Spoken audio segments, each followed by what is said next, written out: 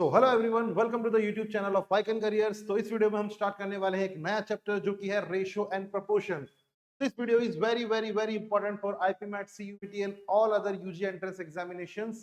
तो जो भी एस्पिरेंट्स ये एग्जाम्स देने वाले हैं, इस वीडियो को जरूर जरूर देखिए। बिल्कुल बेसिक से स्टार्ट करने वाले हैं और एकदम सारे के सारे क्वेश्चंस करने वाले हैं।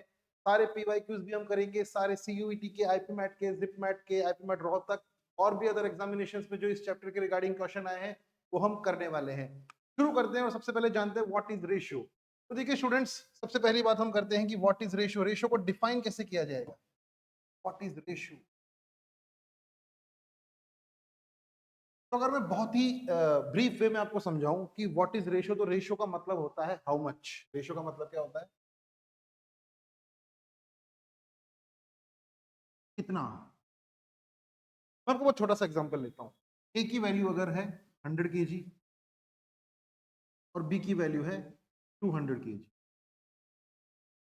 और अगर मैं आपसे पूछता हूं कि ए और बी के वेट का रेशियो निकालिए, इसका ये मतलब है कि मैं ये जानना चाहता हूं ए बी का कितना गुना है, बी ए का कितना गुना है। How much is A of B, how much is of A. ठीक है। तो यहां पे मैं बोलता हूं कि इन दोनों का रेशियो निकालने के लिए मैं चीज यूज करता हूं ए रेशियो बी। क्या है? क्या पता होगा? A ratio B. अब ए रेशियो बी का क्या मतलब हुआ? ए रेशियो बी का टेक्निकली जो मतलब होता है वो मतलब होता है ए।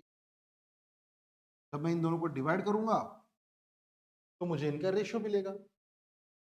ए की वैल्यू यहाँ पे 100 है, बी की वैल्यू यहाँ पे 200 है। जब मैं इनको कॉमन कट कर दूंगा तो क्या बचा?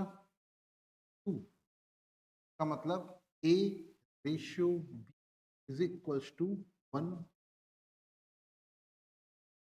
अब इस चीज को अगर मैं आपको दूं कि दो लोग हैं और दोनों के बीच का जो रेशियो है वो 1:2 है, तो इस बात से हम क्या कंक्लूड कर सकते हैं? इस बात से हम ये कंक्लूड कर सकते हैं कि जो बी है वो ए का 2 गुना है। जो बी है वो ए का 2 गुना है, डबल है। और ए बी का हाफ है। मैं वेट की बात कर रहा हूं यहाँ पे, क्वेश्चन में हमने वेट लिया है। बी का वेट ए के वेट का डबल है और ए का वेट बी के वेट का आधा है। हाउ मच डिफाइन कर पा रहा हूं। रेशियो का पर्पस क्या हुआ? रेशियो का पर्पस है कंपैरिजन। का पर्पस क्या है? Comparison.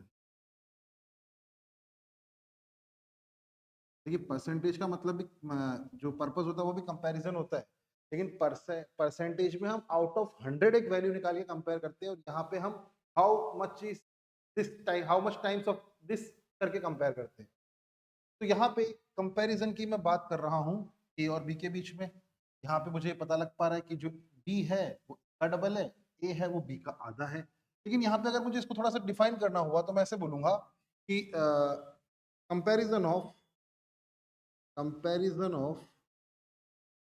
two or more quantity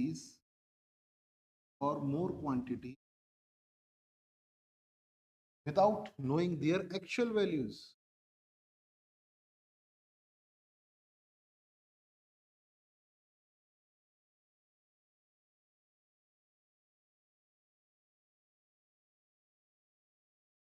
without knowing their actual values. इस बात का मतलब यह है कि मैं आपको बोलूं कि एक आदमी है जो मुझसे डबल सोता है, जो मुझसे डबल टाइम सोता है। मैंने ये नहीं बताया कि मैं कितना टाइम सोता हूँ, मैंने ये नहीं बताया कि वो कितना टाइम सोता है, लेकिन मैंने जैसे ये बात बोली कि वो मुझसे डबल सोता है, आप एक कंपैरिजन कर पाए। ये मैंने लिखा है रेशियो का मतलब होता है कंपैरिजन ऑफ टू और more quantities without knowing their actual values. तो ये तो रेशियो का बहुत छोटा सा कंसेप्ट हो गया कि रेशियो क्या होता है, उसका पर्पस क्या होता है, रेशियो को लिखते कैसे है, ये सब बातें हमने की। अब जो हमारे पास मेन टॉपिक आता है, पहला टॉपिक, वो आता है distribution of ratio. Distribution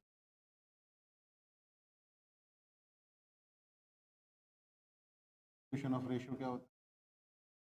distribution of ratio का मतलब ये होता है, मैं अगर आपको मान लीजिए 1000 रुपए देता हूँ दो लोगों को, मैंने 1000 रुपीज दिए और बोला कि आप दोनों आधा आधा इसे क्या कर लो, बांट लो। आप लोग क्या करो, आधा आधा इसे बांट लो। ठीक है।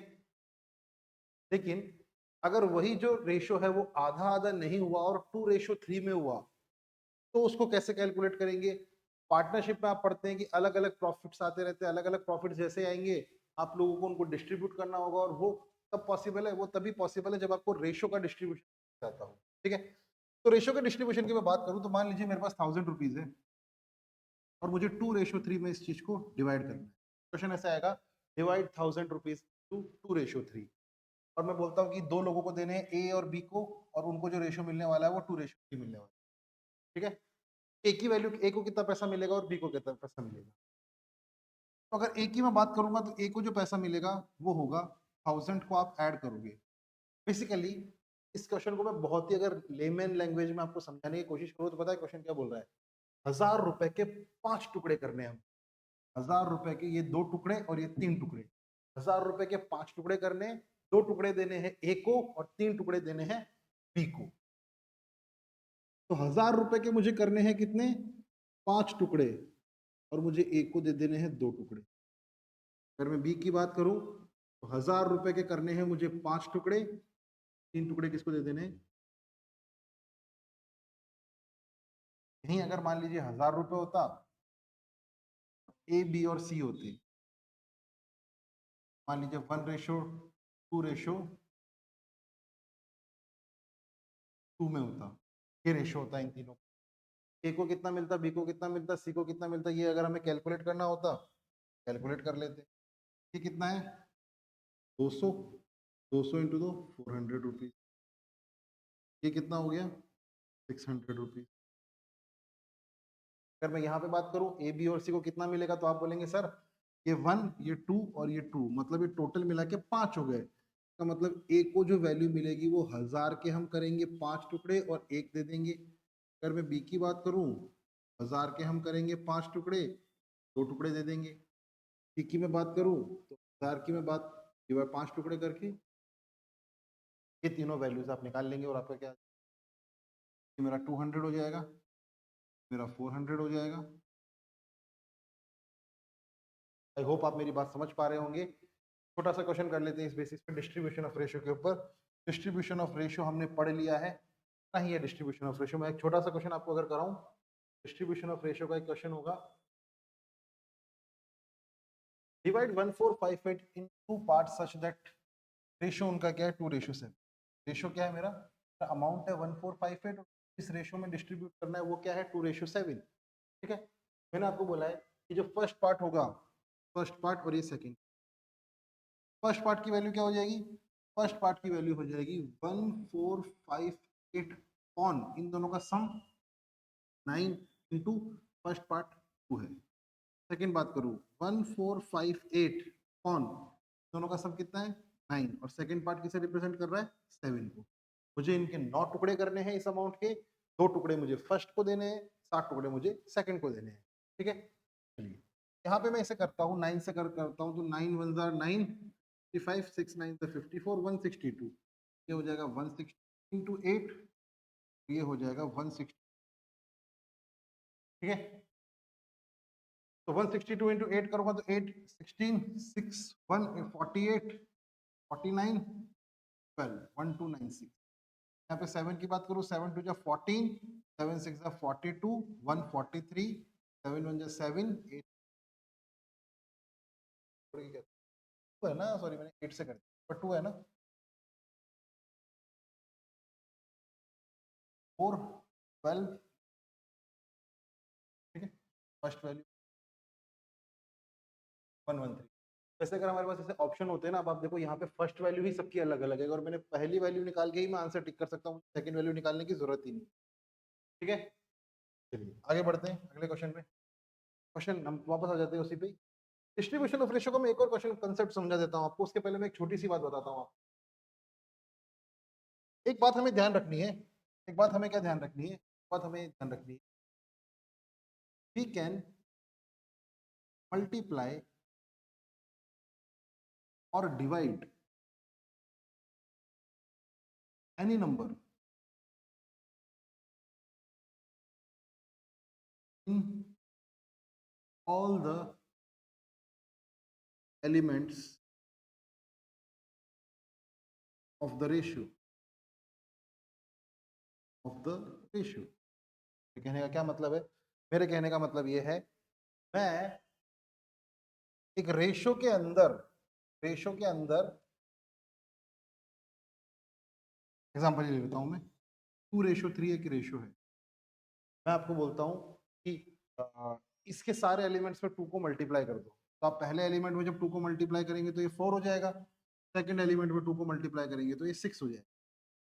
जब आपने इसके दोनों एलिमेंट्स में 2 मल्टीप्लाई किया तो ये एक नया रेशो बन गया, इसने अपना चेहरा बदल लिया, लेकिन हम ये नहीं कह सकते कि ये रेशो डिफरेंट है, रेशो सेम है।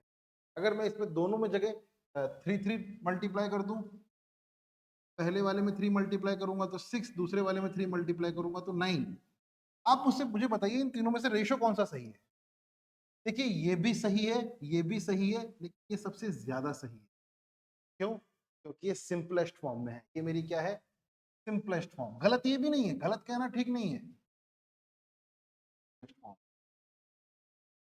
मैं आपको एक एग्जांपल देता हूं। मैं आपसे पूछूं कि 12 और 16 का रेशियो निकालो, ठीक है? बोलता हूं ए की वैल्यू 12 है, ए की वैल्यू 16 है, फाइंड ए रेशियो। अब एक स्टूडेंट को मैं बोलूं आंसर देगा तो वो शायद बोल दे सीधा ही A ratio B is equals to 12 ratio 6, दे दिया। दूसरा बोलेगा ए रेशियो बी, उससे दोनों से 2 कट कर लेगा तो 6 रेशियो 8। तीसरा स्टूडेंट आंसर देगा कि इनमें 2 और कट हो रहा है, तो हो जाएगा 3 रेशियो 4, ज्यादा करेक्ट। ठीक है, तो इस बात से एक बात पता लग गई कि रेशियो में आप कोई भी नंबर मल्टीप्लाई और डिवाइड कर सकते हो, उससे रेशियो पे कोई फर्क नहीं पड़ता, टेक्निकली कोई फर्क नहीं पड़ता। ये चीज हम बहुत सारी जगह यूज करेंगे, ठीक है? और यहाँ पे अगर मैं डिवाइड कर दूं तो डिवाइड वाला केस भी समझ लेते हैं। अब रेशियो में दे दूं आपको 6:9, उल्टा चलते हैं। और मैं यहाँ से अगर मैं 3 डिवाइड करूं तो मैं कहाँ पहुंच जाऊंगा? ऊपर। मैं यहाँ से इन दोनों में इससे 2 डिवाइड करूं तो मैं कहाँ पहुंच जाऊंगा? ऊपर। रेशियो पर कोई फर्क नहीं पड़ने वाला है। मल्टीप्लाई और डिवाइड आप कर सकते हो, लेकिन एक बात ध्यान रखना, सब्ट्रैक्शन एंड एडिशन आप नहीं कर सकते। सब्ट्रैक्शन और एडिशन रेशियो में कभी मत कर देना, रेशियो में सब्ट्रैक्शन और एडिशन। एक और बात, एक आदमी है ए जो है 40 की, एक आदमी है बी वो है 6 फीट का। आप ए और बी का रेशियो निकाल, तो आप बोलेंगे कि रेशियो नहीं निकल सकता। क्यों? क्योंकि ratio can only be determined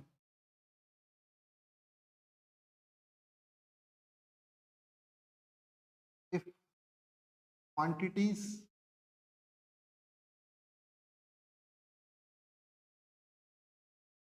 has same unit.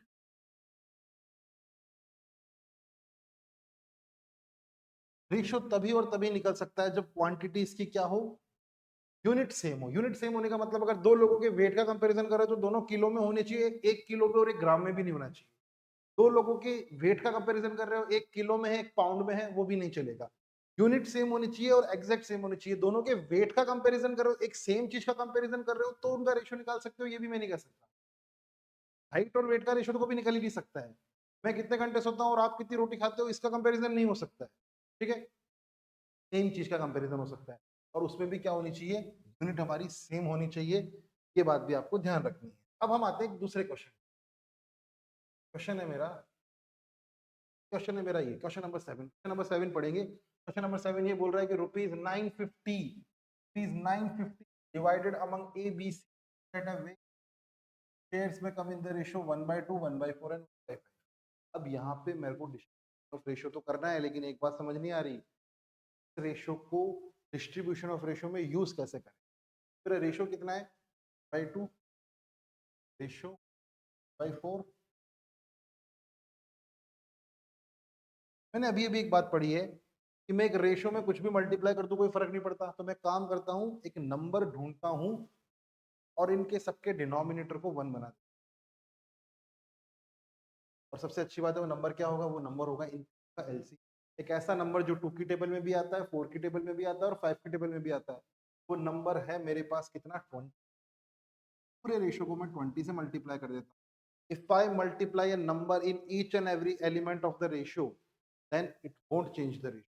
का मतलब मुझे एक नंबर को सारे एलिमेंट्स में मल्टीप्लाई कर देना है।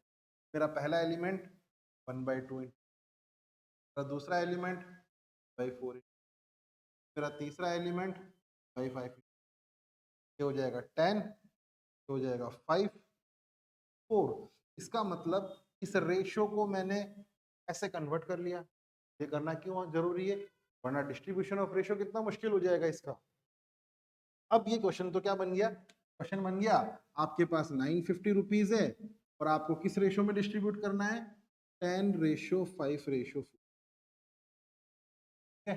और हमें ए की वैल्यू निकालनी है, ये है, बी ये है, की वैल्यू कितनी होगी 950 डिवाइडेड बाय, इन तीनों का सम है 19, ए की वैल्यू है 10। 19 950 से 50 टाइम्स कटेगा, 50 इंटू 10 500। ऑप्शन नंबर ए 500 क्या हो जाएगा, समझे मेरी बात, 500 क्या हो जाएगा मेरा आंसर। चलिए अब हम आ जाते हैं दूसरे कंसेप्ट, डिस्ट्रीब्यूशन ऑफ रेशियो। आप समझ गए, अभी तक हमने क्या समझा, अभी तक हमने समझा रेशियो होता क्या है, रेशियो का पर्पस क्या है, फिर हमने देखा डिस्ट्रीब्यूशन ऑफ रेशियो क्या होता है, फिर हमने देखा कि रेशियो में हम कुछ भी मल्टीप्लाई कर सकते हैं, कुछ भी डिवाइड कर सकते हैं। फिर हमने क्या देखा, फिर हमने देखा कि दो चीजों का या दो से ज्यादा चीजों का हम रेशियो नहीं निकाल सकते यूनिट क्या हो, सेम। अब हम रेशियोज को मर्ज करना सीख, वो क्या मर्ज कर, रेशियोज को मर्ज करने के लिए आपको एक बात समझा देता हूँ। रेशियोज को मर्ज करने का मतलब क्या है, इसका मतलब ये है, मान लीजिए इंडिया की मिलिट्री और चाइना की मिलिट्री का कंपैरिजन आपके पास है, और आपके पास चाइना की मिलिट्री और यूएस की मिलिट्री का कंपैरिजन आपके पास है। पहला कंपैरिजन आपके पास है इंडिया चाइना, दूसरा कंपैरिजन है चाइना और यूएस। क्या इन दोनों डेटा को यूज करके क्या मैं इंडिया और यूएस के बीच में कोई रिलेशन एस्टेब्लिश कर सकता हूँ, उनके बीच में कंपैरिजन? यस, आप कर सकते हो। जैसे कि मैं हूं ए, एक बी है और एक सी है, मैं आपको ए और बी की सैलरी का कंपैरिजन दूं, मैं आपको बी और सी की सैलरी का कंपैरिजन दूं और आपसे पूछूं ए और सी के बीच में रिलेशन निकाल के बताओ, उनको कंपेयर करके बताओ। इसको करने के लिए आपको करना पड़ेगा रेशियोज को मर्ज। रेशियोज को मर्ज कैसे करते हैं अभी हम देखते हैं। देखिए अगर मैं आपको बोलता हूं, पहला क्वेश्चन मेरा, ए रेशियो बी की वैल्यू आपको मैंने 1 रेशियो, बी रेशियो सी की वैल्यू मैंने आपको दी रेशियो 5। आपको मैं बोलता हूं कि A ratio B ratio C निकालिए, क्या निकालिए, A ratio B ratio C. इसका मतलब आपको दो इंडिविजुअल रेशियो दिए गए थे और अब आप उन्हें मर्ज कर रहे हो, ठीक है। तो सबसे पहले आपको ये देखना है कि ए यहां पे लिखना है, सी यहां पे लिखना है, ए बी सी, ठीक है। ए के नीचे रेशियो कौन सा है, के नीचे 1 है, 2 है, 5। अब क्या करें, अब मुझे अगर मैं आपसे पूछूं कि इस रेशियो में ए की वैल्यू कितनी, तो आप बोलोगे ए की वैल्यू 1 है। आपसे पूछूं सी की वैल्यू कितनी है, आप बोलोगे सी की वैल्यू 5 है। लेकिन अगर मैं आपसे पूछूं बी की वैल्यू कितनी है, तो आप बोलोगे सर थोड़ा कंफ्यूज, एक बार ये जगह 3 है, एक बार ये जगह 2 है। तो हम क्या करते हैं, हम एक प्रॉपर्टी पढ़ी है हमने अभी, रेशियो को हम किसी भी नंबर से मल्टीप्लाई कर सकते हैं और उस प्रॉपर्टी को यूज कर दोनों वैल्यू को सेम बना देता हूँ। 3 और 2 का एलसीएम होता है 6, दोनों का एलसीएम कितना होता है 6। एक ऐसा नंबर जो 2 की टेबल में भी आता है और 3 की टेबल में भी आता है और सबसे छोटा भी हो। भाई 3 और 2 की टेबल में तो 6 भी आता है, 12 भी आता है, 18 भी आता है, 24 भी आता है, लेकिन सबसे छोटा नंबर कौन सा है 6, और उसे ही तो हम एलसीएम बोलते हैं। इस वैल्यू को अगर मुझे 6 बनाना है, इसको मैं करता हूँ 3 से मल्टीप्लाई और इसको भी करता हूँ 3 से मल्टीप्लाई। ध्यान रखना स्टूडेंट्स, केवल इसको मत मल्टीप्लाई कर देना, रेशो में नंबर मल्टीप्लाई कर रहे हो तो पूरे रेशो में मल्टीप्लाई होगा। और यहां पे मैं क्या मल्टीप्लाई कर देता हूं, ये वैल्यू कितनी हो गई 2, ये वैल्यू कितनी हो गई 6, ये वैल्यू कितनी हो गई, रेशो बी रेशो सी की वैल्यू कितनी, रेशो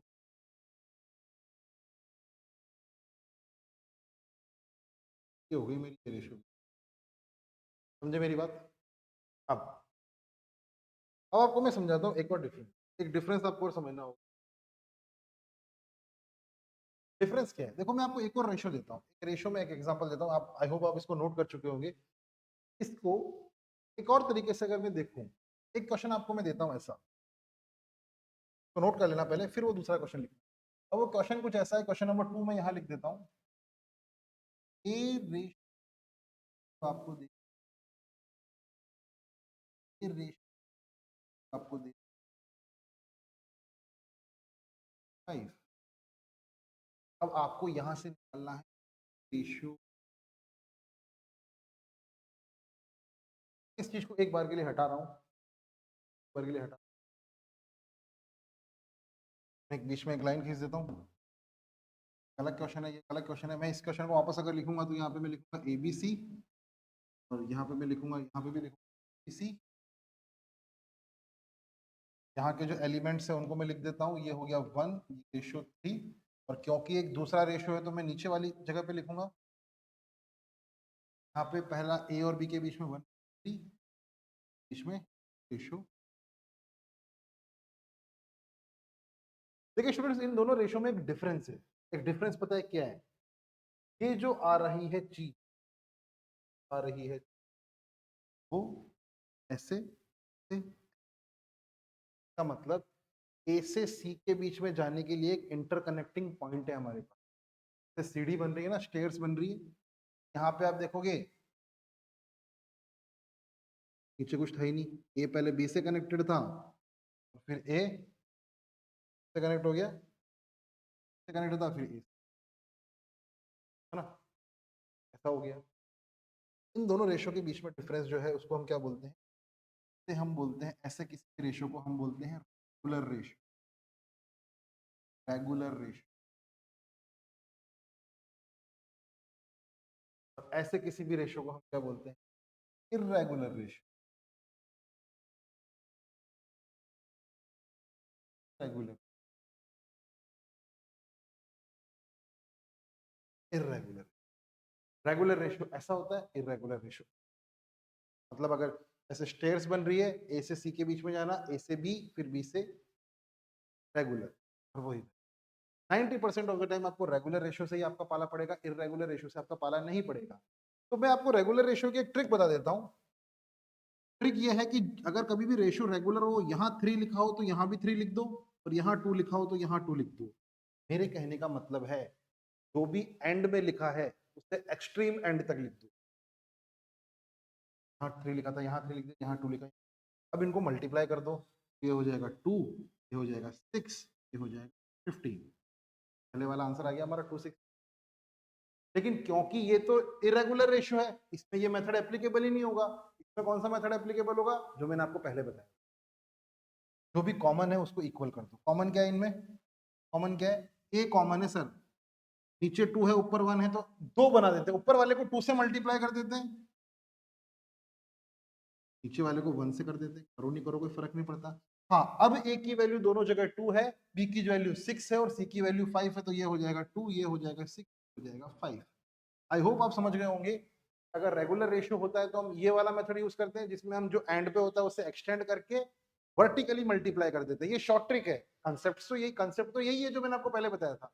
लेकिन क्योंकि मैंने आपको बोला कि 90% ऑफ द टाइम आपका पाला रेगुलर रेशियो से ही पड़ेगा, तो आप इस चीज को ध्यान रखेंगे तो आपका आंसर आ जाएगा। वैसे मैं आपको एक और ट्रिक बताता हूँ, शायद आपको समझ में आए तो अच्छी बात है। एक की वैल्यू इन दोनों का मल्टीप्लीकेशन होगी, बी की वैल्यू इन दोनों का मल्टीप्लीकेशन होगी, और सी की वैल्यू इन दोनों का मल्टीप्लीकेशन होगी। ये मेरी बात रेगुलर रेशियो में होगा, ये इरेगुलर में नहीं होगा, ध्यान रखना। वापस बता देता हूँ मैं। इन दोनों का मल्टीप्लीकेशन करोगे तो 2 आएगा, इन दोनों का मल्टीप्लीकेशन करोगे तो 6 आएगा, इन दोनों का मल्टीप्लीकेशन करोगे तो 15 आएगा। 2, 6, 15 ये हमारा क्या हो गया? आंसर हो। ठीक है, आई होप आप समझ गए होंगे। पर आप नोट कर लीजिए सारी की सारी बातें। और स्टूडेंट्स, क्लास के साथ नोट्स एकदम प्रॉपर बनाइए, क्योंकि नोट्स ही है जो आपको एग्जाम टाइम में हेल्प करने वाले हैं। सारे के सारे कंसेप्ट रिवाइज हो जाते हैं अगर आपके नोट सही है। तो देखिए, पहला क्वेश्चन हमारे पास आ चुका है। रेशियोज को मर्ज करने के लिए ए रेशियो बी की वैल्यू 3:4 है, बी रेशियो सी की वैल्यू 5:8 है। हमें A ratio B ratio C की वैल्यू निकालनी है। तो स्टूडेंट्स देखो, ये ए है, बी है और ये है। ये हो गया 3:4, ये हो गया 5:8। क्योंकि मैं जानता हूं कि भाई ये तो रेगुलर रेशियो है। ये कैसा रेशियो है? ये तो एक रेगुलर रेशियो है। सीढ़ी बन रही है, देखो ऐसे गया, ऐसे गया, ऐसे गया। 4 होते ऐसे ऐसे ऐसे ऐसे ऐसे बन जाता, ये सीढ़ी बन रही है। Stairs, तो ये एक रेगुलर रेशियो है। और रेगुलर रेशियो अगर हुआ तो मेरे को क्या करना है?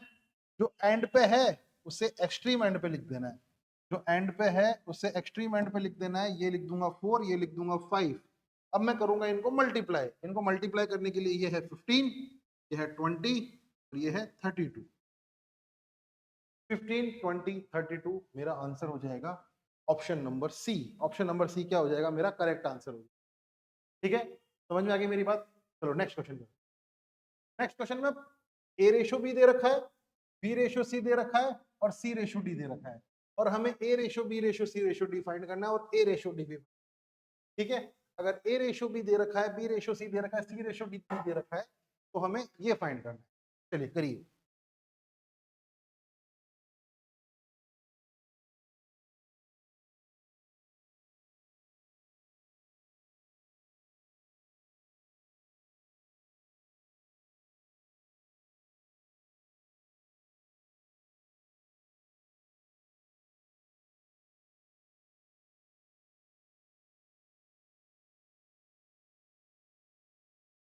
दो मिनट रुकिएगा, मैं पानी पी लेता हूँ।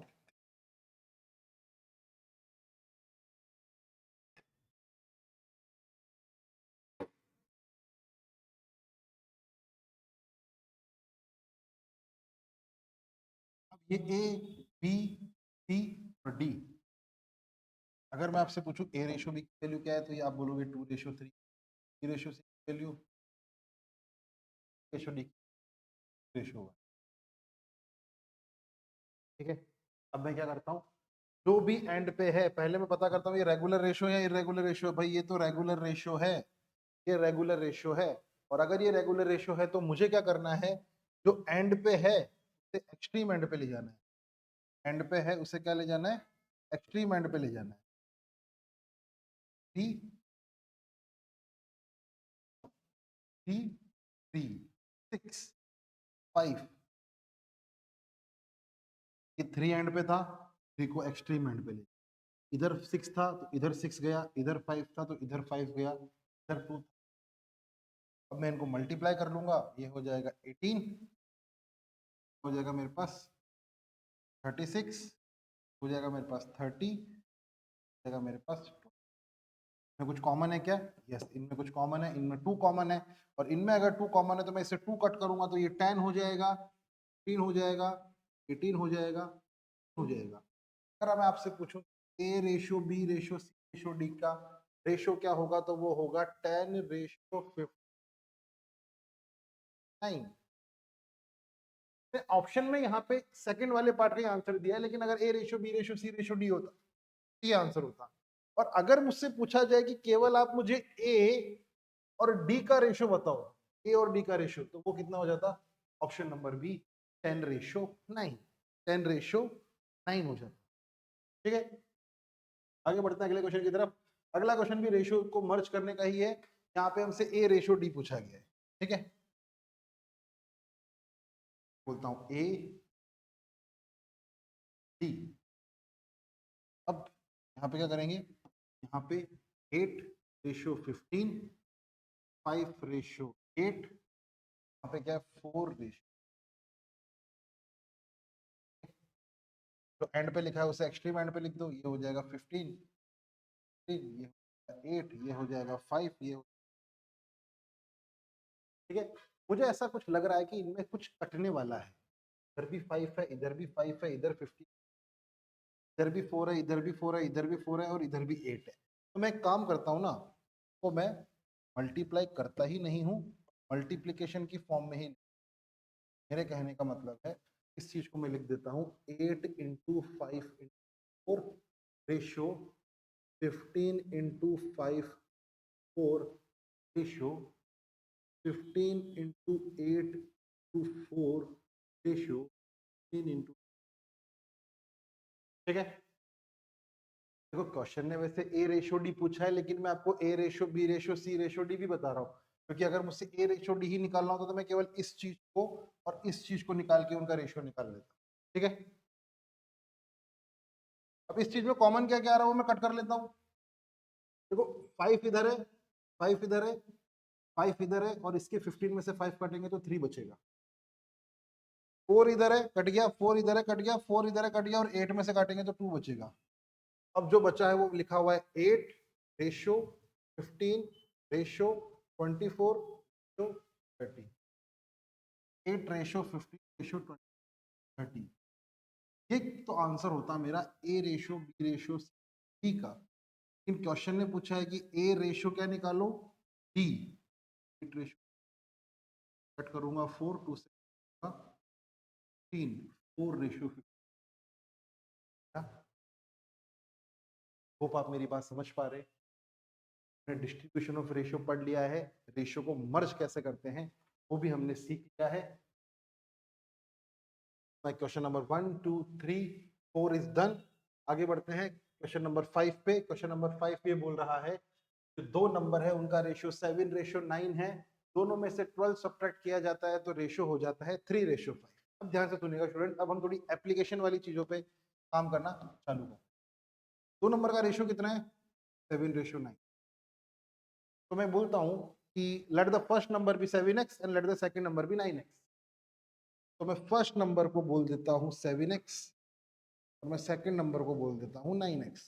आपने कई बार देखा होगा कैसे लिखा हुआ होता है कि let the first number be 7x and let the second number be 9x। इस बात का मतलब क्या है?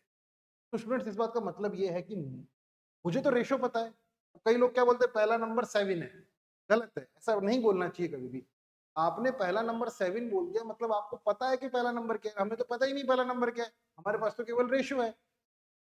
तो पहला नंबर 7 नहीं है, पहला नंबर 7x है। दूसरा नंबर 9 नहीं है, दूसरा नंबर 9x है। मेरे कहने का मतलब है मुझे नहीं पता पहला नंबर क्या होगा, लेकिन 7x में बोल रहा हूं मतलब वो नंबर कहीं ना कहीं 7 की टेबल में आता होगा। मुझे नहीं पता सेकंड नंबर क्या है, लेकिन क्योंकि मैं उसे 9x बोल रहा हूं इस बात का मतलब यह है कि कहीं ना कहीं वो 9 की टेबल में आता होगा। बस इस बात से हमें इतना ही पता लगता है।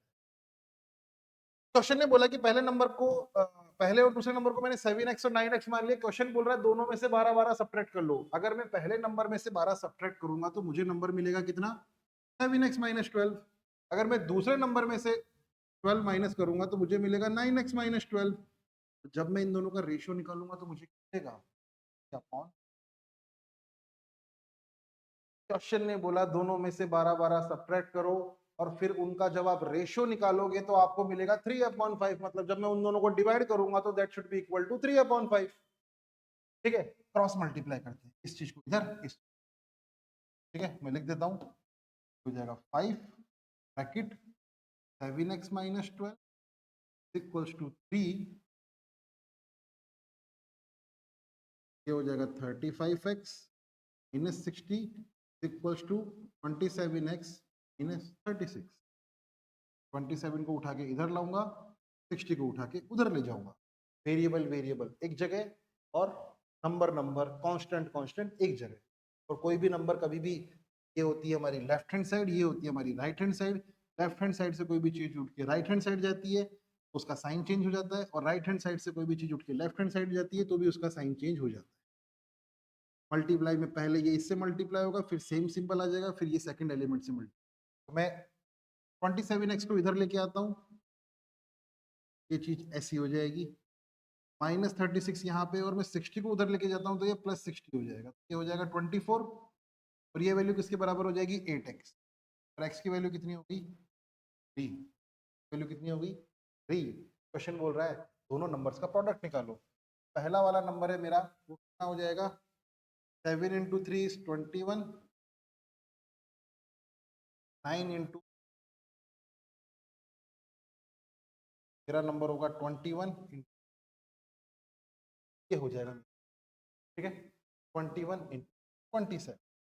21 को 27 को 21 कर लीजिए, 7 ये 2 0, ये 14 और ये 5, 7 5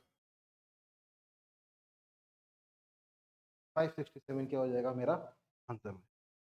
ये मैंने इस क्वेश्चन को किया एक डिटेल्ड मेथड, बेसिक मेथड से बिल्कुल इक्वेशन बना के, इतना लंबा ये मेथड हुआ। अब हम थोड़ी सी कोशिश करते हैं एक थोड़ा सा अलग पर्सपेक्टिव में जाने की, ठीक है। ये चीज आई होप आपको ये समझ में आई होगी, समझना इजी है इसे। अब जो मैं बता रहा हूँ उसको समझने में थोड़ा सा दिमाग लगाना, और आप ये देखेंगे कि आप बड़ी इजीली कर पाए उस क्वेश्चन को, ठीक है।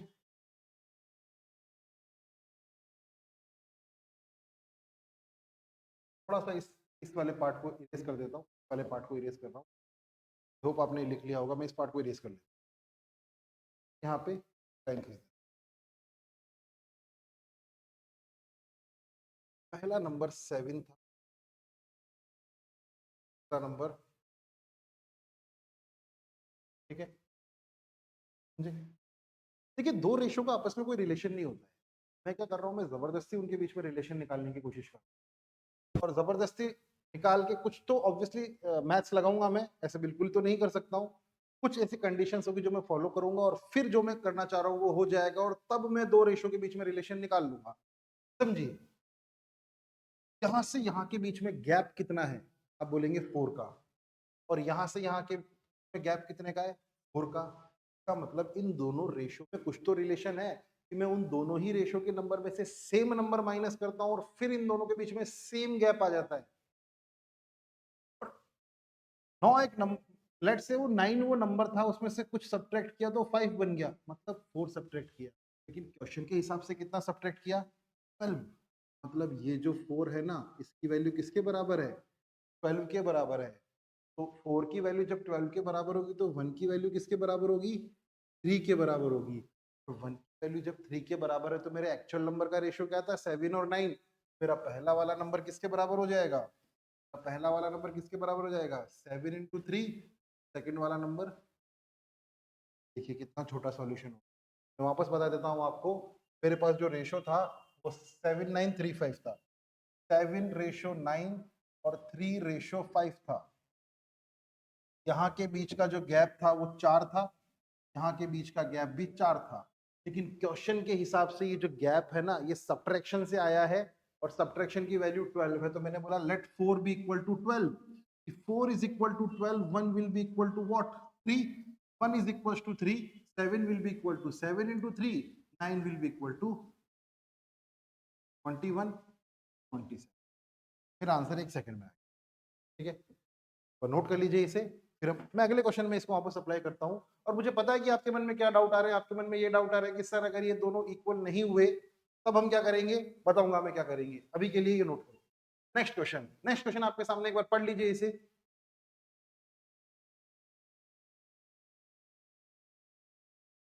Two numbers are in the ratio 2:3. If 10 is added to each, they are in the ratio 4:5. Find the two numbers. देखिए दो नंबर का रेशियो कितना है, 2:3। अब उनमें कुछ ऐड हो गया तो ऐसा अपीयर भी होगा, आपको फील होगा कि कुछ रेशो था, कुछ ऐड हुआ तो वो रेशो बढ़ गया। तो पिछले वाले क्वेश्चन में क्या हुआ था, हमें फील हो रही थी ये बात कि रेशो में कुछ घटा है, 7 से कोई चीज 3 पहुंची है, 9 से कोई चीज 5 पहुंची है, इसका मतलब कुछ सब्ट्रैक्शन हुआ है। यहाँ पे भी वही चीज हो रही है, भी वही चीज हो रही है। 2:3 से अचानक कोई चीज क्या होगी, ठीक है, यहाँ के इन दोनों के बीच का गैप कितना है, 2। इन दोनों के बीच का गैप कितना है, 2। अरे वाह, मैं उन दोनों ही रेशियो में कोई सेम नंबर ऐड कर रहा हूं और गैप भी बराबर आ रहा है। इसका मतलब ये जो 2 है ना, इसकी वैल्यू किसके बराबर है, 10, क्योंकि 2 की वैल्यू क्वेश्चन में कितनी दे रखी है, 10। तो 1 की वैल्यू कितनी हो जाएगी, 5। और अगर 1 की वैल्यू 5 है तो 2 की वैल्यू 10 हो जाएगी और 3 की वैल्यू हो जाएगी, आंसर हो जाएगा।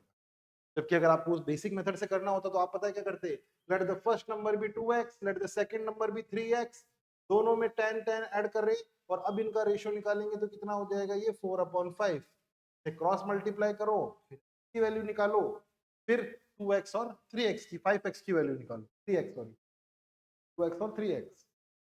अगर आप ये गैप मेथड समझ पा रहे हैं बहुत अच्छी बात है, मैं इस मेथड को कभी भी यूज करूंगा तो मैं बोलूंगा कि हम यहाँ पे गैप मेथड लगा लें। आई होप आप भी समझ जाएंगे गैप मेथड से मैं क्या कहना चाहता हूँ, ठीक है। अब मैं आपको कुछ और क्वेश्चन कराता हूँ, जैसे ये क्वेश्चन कराता हूँ। अब इस क्वेश्चन से आपका डाउट क्लियर हो जाएगा। जिन भी स्टूडेंट्स के मन में एक डाउट आ रहा होगा कि सर ये मेथड आप तभी तक अप्लाई कर सकते हो जब गैप बराबर है, जैसे ही गैप हिला, बराबर नहीं हुआ, ये मेथड फेल हो जाएगा।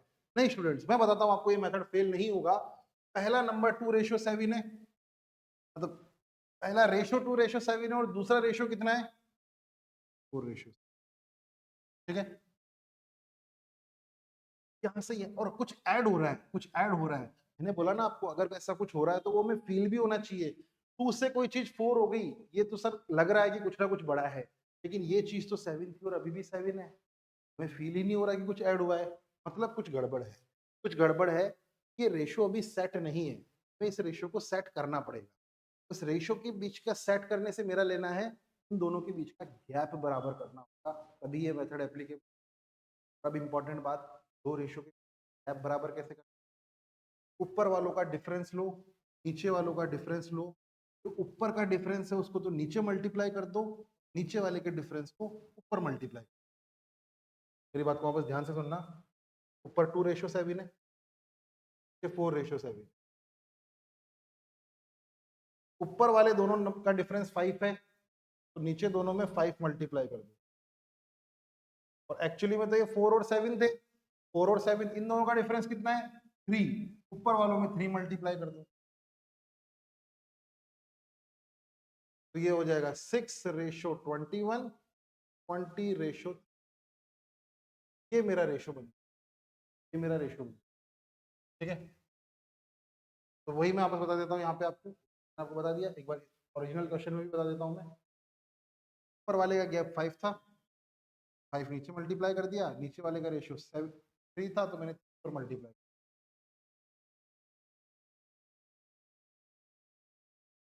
हो जाएगा 6:21, ये हो जाएगा 5, ये हो जाएगा। अब रेशो को मैं वापस रीराइट कर लूँ, 6:21, 20:30।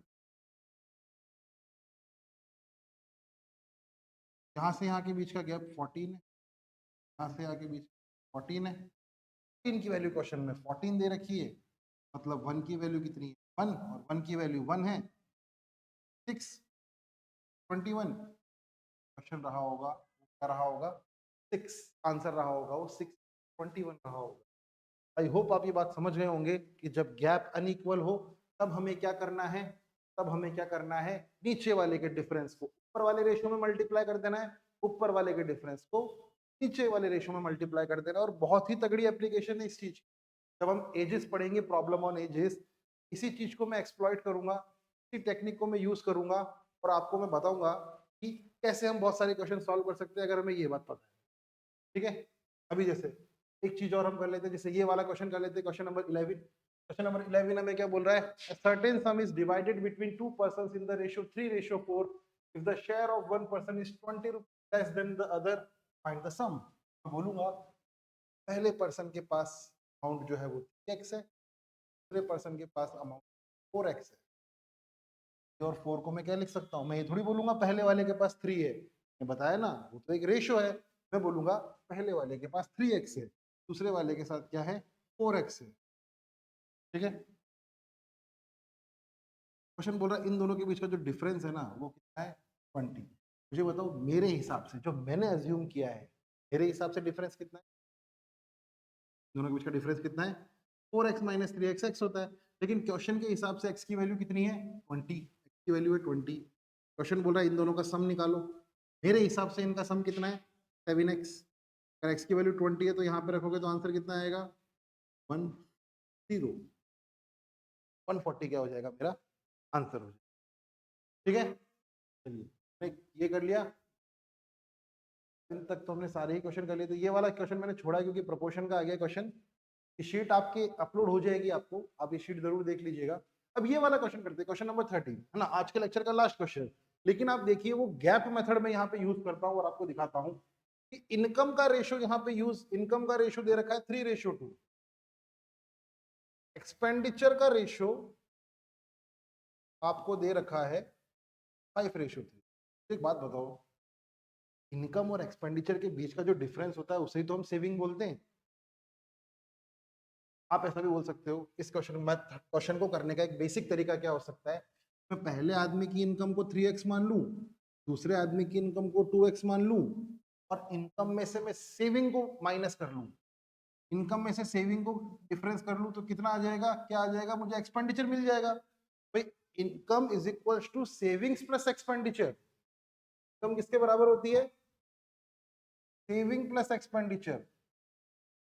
Income minus saving will equal to expenditure, वही यहाँ पे कर रहा हूँ। ऊपर वाले की इनकम को मैंने 3x माना, फर्स्ट वाले को, सेकंड वाले की इनकम को 2x माना, और दोनों में से मैंने 1000 माइनस कर दिया। और अब इनका जो रेशियो आ गया वो कितना आ गया, 5/3। अब मैं क्या करूंगा, वही नंबर वाली बात, क्रॉस मल्टीप्लाई करूंगा, एक्स की वैल्यू निकालूंगा। एक्स की वैल्यू मुझे, क्योंकि मुझे एक ही इनकम निकालनी है, तो मैं 3x में पुट करूंगा और मेरा क्या आ जाएगा, आंसर आ जाएगा। ठीक है, अब मैं गैप मेथड यूज कर, मुझे एक बात से फील ही नहीं आ रही रेशो को देख के कि इनकम तो कम है और एक्सपेंडिचर ज्यादा है, ऐसा कैसे हो सकता है। मैंने क्या बोला, गैप मेथड यूज करने से पहले हमको लगना चाहिए कि वो इनकम है, जैसे कुछ घटाया तो हम एक्सपेंडिचर में पहुंचेंगे, हाँ तो एक्सपेंडिचर ही ज्यादा है। मैं क्या करूंगा, इसके गैप को इक्वल कर दूंगा, नीचे वाले का डिफरेंस 2 है, पर दोनों जगह 2 मल्टीप्लाई, ऊपर वाले का डिफरेंस 1 है, नीचे दोनों जगह 1 मल्टीप्लाई। अब जो ये रेशो बनेगा वो कितना बनेगा, 6:4, 5।